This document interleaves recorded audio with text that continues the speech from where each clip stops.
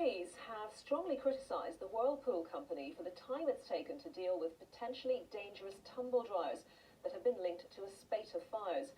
The Business Select Committee also said it was disgraceful that several customers who'd been the victim of fires had been made to sign non-disclosure agreements. Whirlpool has urged those who own an affected dryer and have not yet had it replaced to contact them immediately. Well, joining me now is Robert Jervis Gibbons, who's the Public Affairs Manager of Electrical Safety First, a charity that works to reduce the number of deaths and accidents caused by deaths and injuries, I should say, caused by electrical accidents. Very good to have you with us today, because we revisited this issue a number of times since, the 4 years since Whirlpool first talked about these defects in the tumble dryers.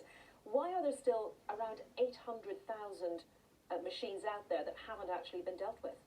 Well, part of the problem, Anita, is that the manufacturer doesn't actually know where a lot of their consumers are.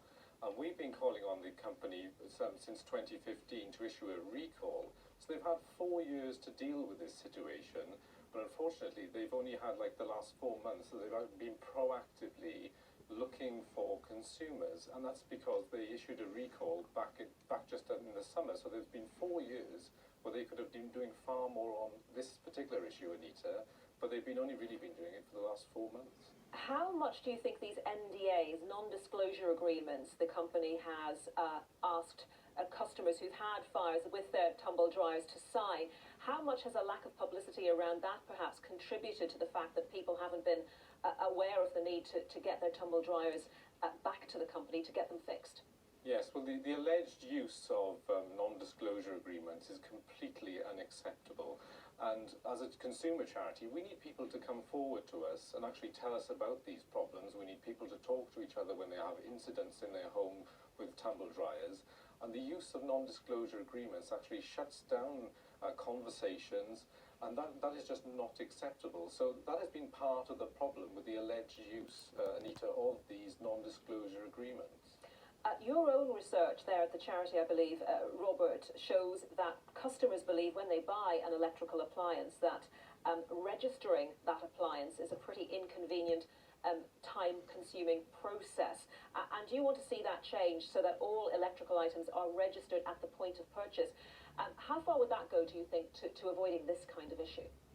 I think it would be very helpful if products, and particularly white goods, which we all buy and we all have at home, if we were to register them at the point of sale, that would be a really good start. And we need to have really a big conversation in this country about how we improve this situation, because we all buy white goods, as I said.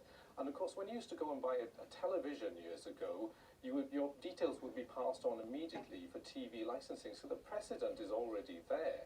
But we obviously need consumers to sign up to that, because often consumers can be a bit scared about giving their details. And the reality is retailers are a really big part of this solution. The government committee, this is the business committee, also says that there should be a tough, independent safety body for consumers, and says the government's own Office of Product Safety and Standards isn't fit for purpose and should be scrapped. Do you agree with that? Well, we think that the Office for Product Safety and Standards should actually have potentially beefed up powers. At the moment, it's a part of BEIS, and maybe it's the potential for it to become sort of like an arm's length organisation instead, maybe like the Food Standards Agency. But again, there would need to be a review of that, Anita, because that would impact on local trading standards. So there would need to be a debate on what powers OPSS potentially has in the future. We would support, though, a beefing up of those powers so we don't get into a situation like this, which we've had since 2015 with this whole Whirlpool situation. And Robert, just finally and briefly, a quick reminder to people who might be watching this and who think they might have one of these tumble dryers. These were sold under the brands Hotpoint, Indesit, Creda, Swan and Proline. If they think they've got one of these, what should they do at this point? The most important thing is they stop using it and they contact Whirlpool immediately. And there'll be thousands of tumble dryers on the go right now across the UK. And the most important thing is that people actually go and register their tumble dryers, regardless whether it's a Whirlpool tumble dryer or not. But if you've got a Whirlpool tumble dryer under the Hotpoint, Creda and Swan, you need to stop using it and contact the manufacturer. Okay, Robert Jervis Gibbons, Public Affairs Manager at Electrical Safety First. Thank you very much for your time today. Thank you.